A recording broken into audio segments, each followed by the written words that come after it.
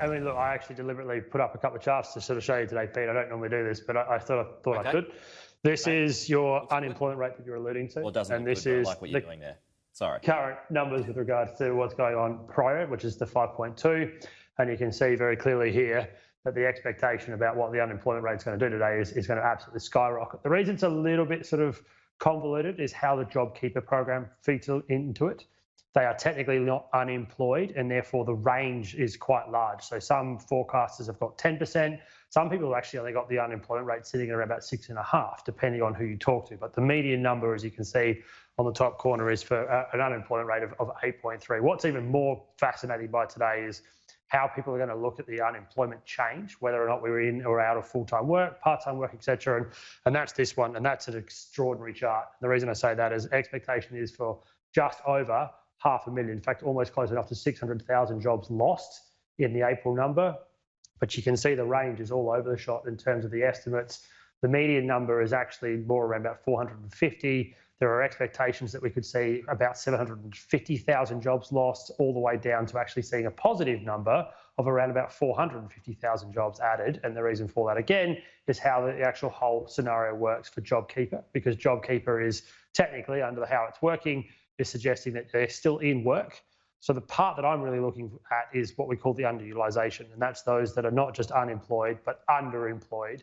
And there would be a fair case to make that if you're on JobKeeper program, you're underemployed, you're clearly on the books, but you're not working the amount of time that you expect. And that, therefore, is probably what we're going to look at today. And so what is that going to mean for wage growth going forward, Evan?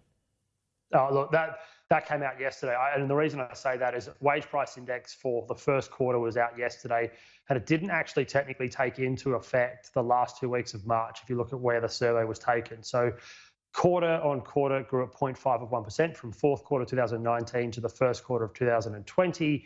You also saw that year on year was about 2.1. Now, that is pretty anemic. It's what the Labor Party is certainly harping on yesterday when they got into Parliament, and was really driving that home, that even before this crisis, wages were weak.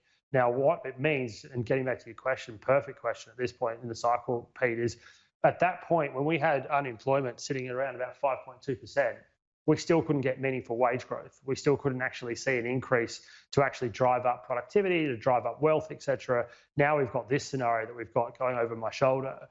When and how are you going to actually get that out? And then what I mean by that is what we refer to as the slack in the market, that underutilisation. Until that comes out, there isn't pressure on wages to go up. There isn't pressure for the idea that you're actually now having to compete in the employment market for good and quality employment to therefore drive up wages. So we could be talking about half a decade here before you actually see that kind of pull down on the employment market, because previous periods have shown us that when we go through these higher levels of unemployment and higher levels of underutilisation, it takes about almost double to get it back to what it was before the slide happened. And this is an incredible period, short, sharp spike. So I'm not even saying more than double time. It's going to take probably 4 to 5 times longer to get the unemployment rate down to a level that's basically where we were back in March, and then to a level that actually the RBA believes it needs to be, which is 4.5%, to actually drive wage growth. So unfortunately, it probably means that we're quite static for quite a period of time.